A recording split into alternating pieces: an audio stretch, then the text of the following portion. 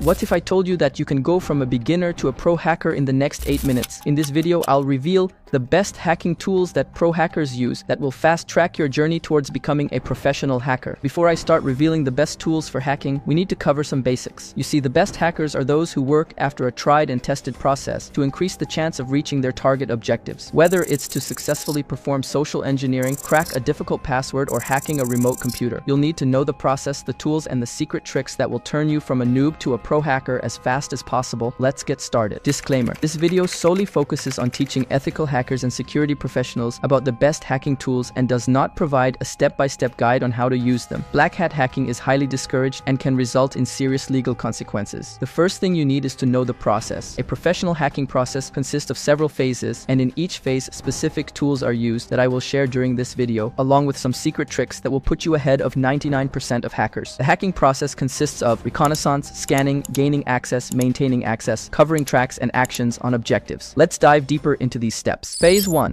Reconnaissance. The first step in any hacking attempt is reconnaissance, also known as footprinting. During this phase, the hacker gathers as much information as possible about the target system. This includes identifying IP addresses, domain details, network infrastructure, and possible entry point. The goal is to map out the target environment to identify vulnerabilities without touching the target system directly. The best tools used in this step is Nmap, Shodan, and Google Dorks. Nmap is a free and open source utility widely used for network discovery and security auditing. Network administrators and security professionals primarily use it to identify what devices are running on their systems, discover open ports and services, and detect security risks.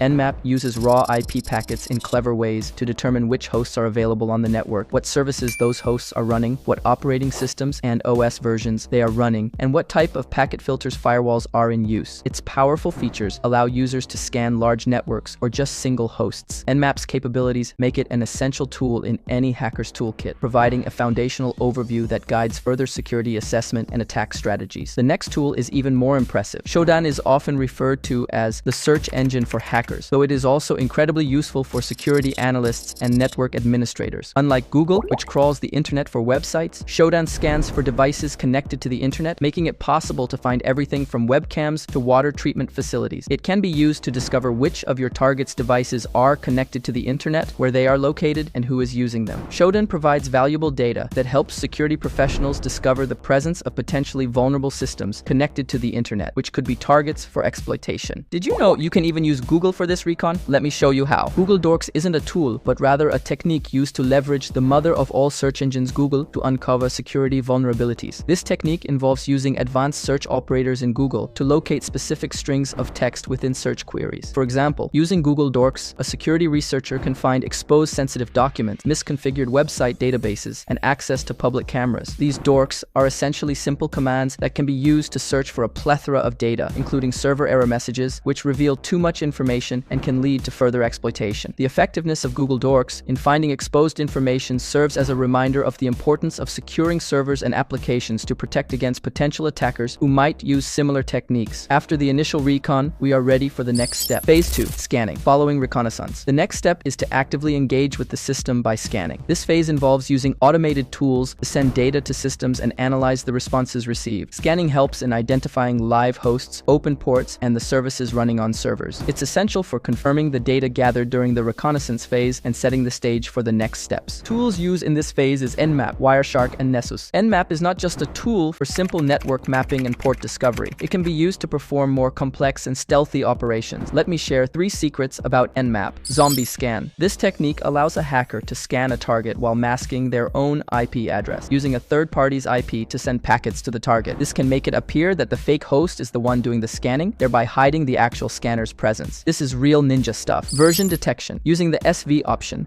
Nmap can be used to determine service information about open ports, such as the software version and type of the services running. This information can be critical for identifying specific vulnerabilities known to affect particular versions of software. Script scanning. Nmap comes with a powerful scripting engine called NSE, Nmap Scripting Engine, that can be used to automate a wide variety of networking tasks. These scripts can perform advanced tasks like vulnerability detection, backdoor detection, and more, making Nmap not just a scanning tool, but a powerful network security tool. The next powerful tool you must know is Wireshark. Wireshark is widely known for capturing network packets, but it can be used for deeper analysis in ways that many users may not realize. Filter expressions. Learning and using Wireshark's filtering expressions can significantly enhance its utility. For example, you can filter by protocol such as TCP, UDP, ICMP, also by source and destination IPs, ports, and even by specific packet properties. Follow TCP stream. This feature allows users to reconstruct the actual data streams from captured packets. It can be extremely useful for analyzing what data is being transmitted over a connection, potentially exposing sensitive information like passwords or confidential data being sent in plain text. Decrypting TLS. If you have access to the server's private key, Wireshark can decrypt TLS encrypted traffic, allowing you to analyze encrypted data transferred over secure connections. Another useful tool to learn is Nessus. It is one of the most widely used vulnerability scanners, and it offers several advanced features that can help uncover deep vulnerabilities in a network. Configuration audit. Beyond just scanning for known vulnerabilities, Nessus can be configured to perform comprehensive configuration audits using compliance checks to ensure that systems are configured securely according to industry best practices. Customized scanning. Users can write their own Nessus plugins or modify existing ones. This can be particularly useful for tailored security assessments where specific and non-standard vulnerabilities need to be tested. Scheduled scanning, which can automatically monitor the network for new vulnerabilities as they emerge without manual intervention. This feature ensures that the network is continually monitored, which is crucial for maintaining long-term security postures. Now it's starting to get interesting. The next phase is crucial. Phase 3, gaining access. This phase involves exploiting vulnerabilities discovered during the scanning phase. Hackers attempt to exploit these vulnerabilities to enter the system. Techniques could involve the use of buffer overflows, SQL injection, or cross-site scripting,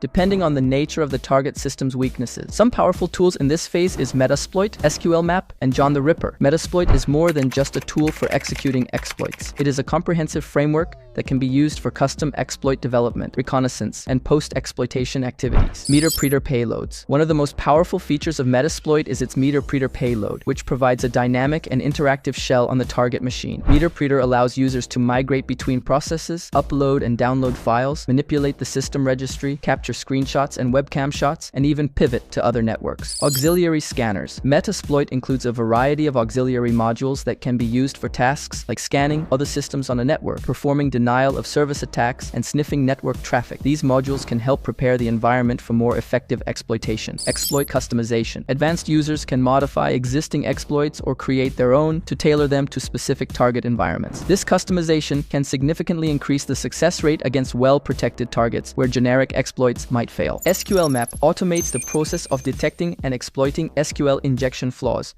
but it also offers functionalities that can deepen the impact of SQL injection discovery. Database fingerprinting. SQLmap can perform detailed database fingerprinting to determine the backend database management system, version, and even configuration. This precise knowledge allows for more targeted attacks. Retrieving hidden data. Beyond just exploiting SQL injections, SQLmap can retrieve data, other database tables that aren't directly used by the web application, uncovering hidden or more sensitive information that wasn't intended to be exposed. The next one on the list is legendary and can hack any password. John the Ripper is renowned for its password cracking capabilities, but it also includes features that can optimize and enhance the cracking process. Custom rules. John supports rule-based attack mode, which allows users to specify custom rules for password cracking. This can be incredibly effective when you have knowledge of the password policies used by an organization, enabling you to tailor your attacks to conform to those policies. Incremental mode. This mode uses brute force but intelligently, adapting the test passwords over time. By learning more about the passwords in a given system, John can optimize future attempts, making the brute force attack faster and more effective. Parallel processing. John the Ripper can take advantage of multiple CPUs and GPU acceleration to increase the speed of the cracking process significantly. This is crucial for practical password attacks, as modern passwords are complex and require substantial computational power to break. Utilizing these tools with these advanced techniques allows hackers to perform deep security assessments, identify vulnerabilities, and demonstrate the potential impact of these vulnerabilities. This in turn can lead to stronger, more secure systems. But everything you have learned thus far is useless if you lose your hard-earned access to target systems. That's why the next phase is so important. Introducing Phase 4, maintaining access. Once access is gained, the hacker seeks to maintain it by securing a way to return to the system. This often involves creating backdoors and Trojans. The purpose of this phase is to ensure the hacker can re-enter the system easily and remain undetected to gather more extensive data or await the optimal time for launching a further further attack. Some of the most powerful tools for this: Cobalt Strike and Mimikatz. Cobalt Strike is a penetration testing tool which provides an attacker with a powerful suite of capabilities designed to mimic a genuine cyber attack. It's particularly renowned for its advanced command and control (C2) features and its ability to simulate a full attack lifecycle from spear phishing to persistent access and data exfiltration. Beaconing capability. Cobalt Strikes. Beacon is a lightweight payload designed to execute commands, deliver files, and return outputs. It can communicate with the attacker's server in a low and slow manner to evade detection, mimicking regular network traffic and staying under the radar. Listener profiles. Cobalt Strike allows the creation of customized listener profiles, which can mimic legitimate services and protocols to blend in with normal network traffic. This can help in evading network-based intrusion detection systems (IDS) and maintain stealth in the network. Social engineering packages. Cobalt Strike excels in integrating social engineering techniques into its framework. It can generate malicious documents, set up fake websites, and even create malicious Java applets for broader attack vectors, facilitating initial access or spreading laterally across a network. The next tool is Crazy Good. Mimikatz is a notorious utility used to gather credentials from Windows systems. Originally developed for testing the security of password storage mechanisms, it has become a favorite among attackers for its effectiveness in extracting credentials from an operating system. Now, we'll get a little technical, so apologize for that, but I promise it will be useful. Pass the hash. Mimikatz allows attackers to perform pass the hash and pass the ticket attacks. These techniques can be used to authenticate to a remote server or service using the underlying NTLM hash of a user's password or Kerberos tickets, bypassing the need for the actual password. LSAS dump. Mimikatz can extract credential data from the LSAS, Local Security Authority Subsystem Service, process in memory, which handles the security policy of local accounts on Windows. By dumping the contents of this process, Mimikatz can retrieve plaintext passwords, NTLM hashes, and other forms of authentication credentials. Golden ticket creation. Using Mimikatz, an attacker with sufficient access can create a golden ticket, which is a ticket granting ticket (TGT) for the Kerberos authentication protocol that allows unrestricted access to all services. This powerful feature can be used for maintaining long-term access to a compromised network. One secret trick you want to learn is how to stay hidden. You can't ignore the next phase. Phase 5. Covering tracks. In this final phase, hackers remove all signs of their presence and activities from the system. This includes altering or deleting logs that show the hacking activities and any other evidence that might point to their unauthorized actions. One amazing tool I want to highlight here is the Sysinternal Suite, developed by Microsoft, is a collection of over 70 different utilities that can be used to accomplish an array of tasks related to system management, troubleshooting, and diagnostic activities under Windows environments. For the purpose of covering tracks, sdelete. This tool is part of the Sysinternal Suite designed to securely delete existing files as well as previously deleted data by overwriting them. For hackers, this means it can be used to securely delete logs